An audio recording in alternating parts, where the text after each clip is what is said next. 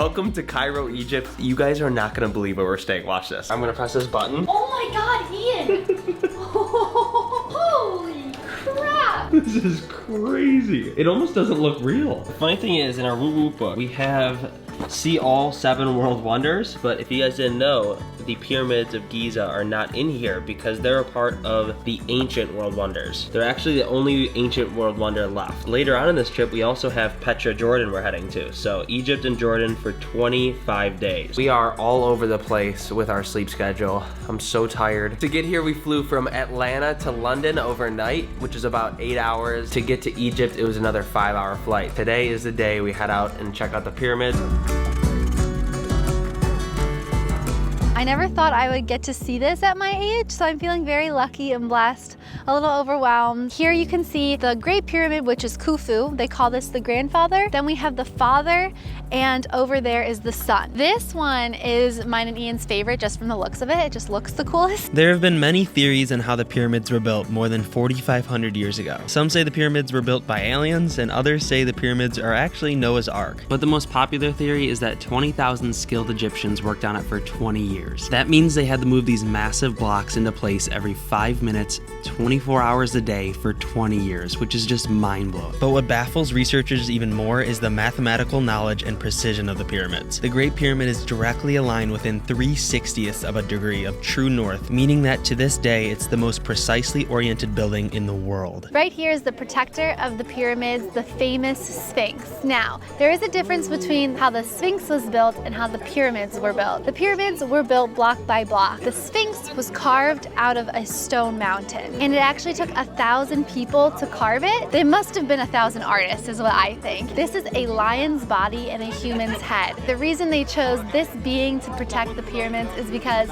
they believe that the lion is the most strong animal and the humans are the smartest, and together they create the ultimate protector. Fun tidbit is that, as you can see, the Sphinx doesn't have a nose. This was because back in the day, at some point, people started believing that it was a god and they began worshiping the Sphinx. So there's this one guy that was like, you guys are crazy. I'm gonna prove to you that the Sphinx is not God by cutting off its nose. So he cut off his nose and was like, see, if I did this, then God would punish me, and nothing happened to him. So then everyone started praising the guy who cut off the nose. It's just crazy. Oh my God, look at the cute puppies. They're so cute. We'll call these the pyramid puppies. Pyramid puppies, just chilling. Basically, these are granite stones, and how the heck did they carve them into perfect blocks like this thousands and thousands of years ago? What kind of machine did they have to do this? I don't know. Like, something's missing in the puzzle. How well it's preserved. We thought this was recently built. The floor is original, all these blocks are original, and they're in perfect shape. This has to be my favorite spot so far here at the pyramids. These camels are just so chill, and look at this. This is incredible. I want to show you guys my camel necklace. Ian got this for me when we were 18 years old. Still have it, and I thought it was very suitable for today's activities. Right now we are at the base of the pyramids, and these stones are absolutely massive. It's said that they weigh as much as an elephant, some of them, and it took over 2.3 million stones to build the whole pyramid. Ian is totally on board with the whole aliens built the pyramids. My argument is I don't know why aliens would build the pyramids. I don't know what purpose it would serve them. Coming into this, we were warned about the hagglers for the riding, and that is true. They literally don't stop bothering you, but it's not just them. It's every person here wants some money. Like a security guard, we went over the gate, which everyone was doing, and then he was like, go climb up, and I was like, I don't really like climbing on important things, but he made us kind of climb up, and I was like, okay, and then he asked for money after. You're a security guard, like what's going on here? So it's literally every single person here wants something from you, and I would just ignore them. Here's our stance on camel and horseback riding. We just don't love the idea of forcing animals to do something against their will. When it comes to tourism, it's every day, all day, and they have whips, and I've seen some people treat their animals here really nicely and some not. Also, a little tip, if you tell them you already did the camel ride, they won't keep hassling you. They'll be like, oh, okay. Also, surrounding is a massive desert, and because it's so windy in Cairo and Giza, all the trash gets blown into the desert, so So there is a lot of trash surrounding the pyramids, which is really sad to see, but I truly think they can't really do much about it, especially because you have a massive population of over 20 million sitting right there next to the pyramids. Hello, what's up? Hey. So right now we got a posse taking some photos. If you're coming here with professional camera gear like a DSLR, a tripod, or a microphone on top of your camera, they're not gonna let you in with it most of the times. We also had to pay extra for our tripod. I mean, come on, look at this view. We are wrapping up our time here at the pyramids. I seriously think everyone should come here one time in their life, but be ready, you're gonna get annoyed. Cairo in general is crazy. It's just one of those places you will never forget if you go in with the right mindset.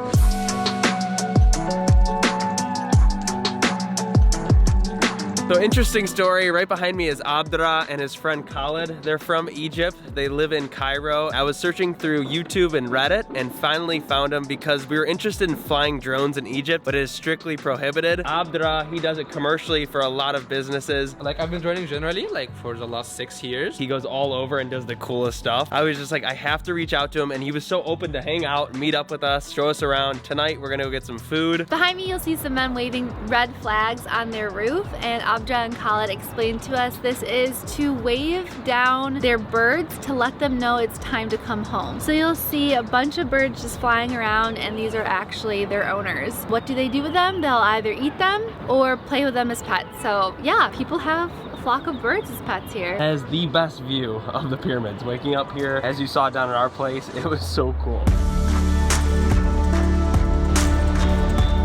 It's crazy driving here. You have people crossing the street whenever they want, wherever they want. I'm impressed, Colin. Yeah. This is how you pick up the chicks. I hate driving in Egypt, man. This is the first country that we visited in Africa and also a part of the Arabic nations. So it is very overwhelming here. It's probably one of the craziest places we've ever been. And I would say if this is your first place you're gonna visit internationally, just be ready to be overwhelmed. My mom and Ian's mom are both Lebanese, so my mom called her grandma Sittu and Jiddu, so since we're in an Arabic country, they have that. Who's the most famous artist in Egypt? Wigs. Yeah, he's like the most played in Spotify. So just so you guys know, we just drove 50 minutes in heavy traffic at night to get to the middle of Cairo. Where we're staying is Giza. When we arrived, we had a whole bag of Egyptian bread, and there's a lot in here. It's kind of like pita, so we're in heaven. Tell us how to say your name correctly. It's not Khalid. My name is not pronounced Khalid, it's pronounced Khalid. Khalid. We have a salad, all the cheese, and we have the garlic sauce. We have tahini mixed with baba ganoush. These are the appetizers. When the food comes, we still like mix between them. In Arabic, we say gibna adima, and it means old cheese. Cheese that sits for a long time in a dark place until it becomes like this. I'm diving into the old cheese. Oh, wow. Ooh. Isn't it different? Yeah, it's like a really strong feta. Wow. Shut up. Whoa. This is molokhaya. Molokhaya is basically like leaves that they cut it into very small pieces and then they add soup into it. I love molokhaya. It's my favorite dish, guys. It tastes like grass. Hey, you better watch what she's saying about this. You're gonna get in trouble. Whatever she says, that's not gonna change the fact of my love to molokhaya. I definitely see the grass, but it is good. It's better than I thought. It's slimy. It is slimy. Look at it. It is. Khaled's gonna teach us some Arabic words right now. I'm gonna teach you welcome and thank you. Thank you means shukran. Shukran. Marhaba. Yalla Mina. Let's go. Habibi, which means my love, and yalla, which means hurry. This is the neck meat from the goat. Kofta. Tarb. This is Khaled's favorite. It is lamb fat wrapped over kofta, which is lamb too. Oh, it's good. That's some good meat. But as you guys know, Ian and I don't eat meat unless we have to try it while we're traveling. Of all the dishes here, my favorite one is this one. Stuffed cabbage. Right now we're getting a SIM card, and thank God Abdra is helping us. So in case you guys didn't know, the Arabic language is actually written from right to left. In English, we write left to right. So I'm gonna show you how weird it looks when he writes. Give me a follow on Instagram. There you go. Abdra, thank you so much. Okay. Khaled, thank you so much. See you guys. We'll see you soon, alright? Yeah. See you.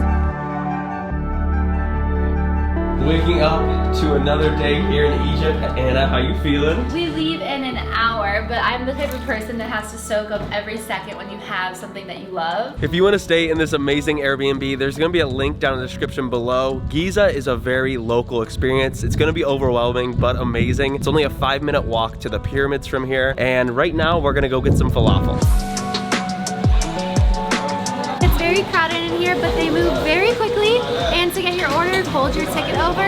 For 5 falafel pitas, it was 25 Egyptian pounds. We're just kind of in heaven.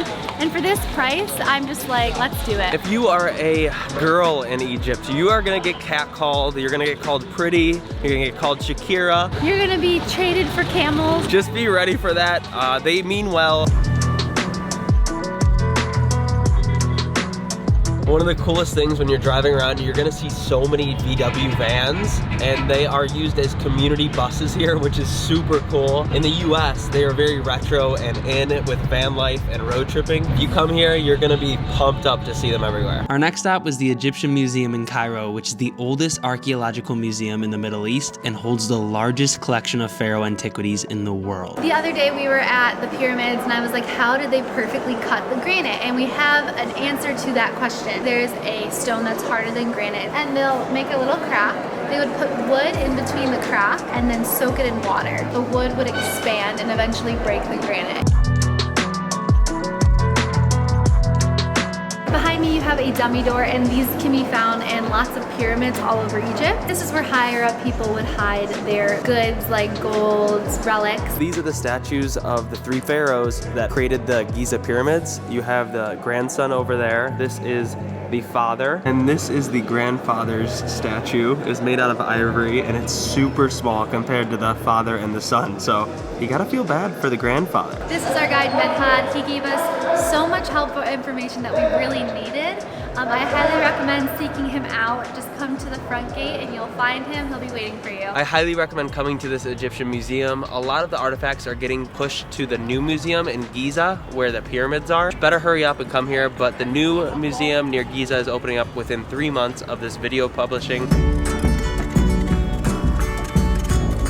We're just about to show you Tahrir Square. This is a famous square where a lot of political demonstrations have happened. There are guards all over and they would not let us film. Like, they freaked out when they saw Ian's camera. Seriously, we cannot stress enough how much they hate cameras here. Like, we get yelled at all day.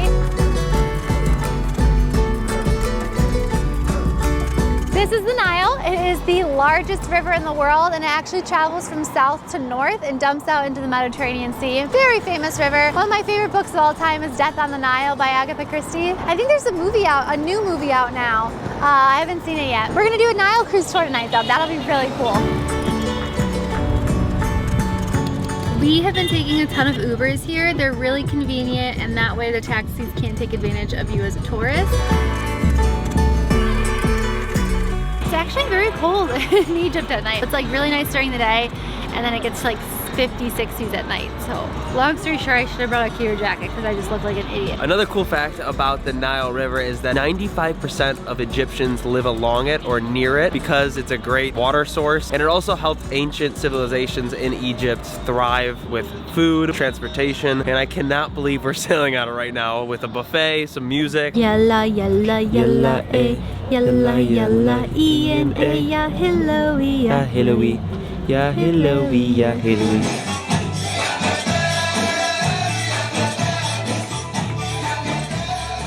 After that fun night on the Nile, the next day we visited the famous Muhammad Ali Mosque located in the medieval fortress called the Citadel. Muhammad Ali is known as the father of modern day Egypt, and this was the perfect way to end our trip. And that's a wrap. Hopefully you guys enjoyed this video, got a ton of value out of it. Make sure you give us a like and comment down below. We'd love to hear from you. And next up is Luxor, Egypt. We still got a lot more videos on Egypt, so get excited. Woot woot, yip yip, riba, riba.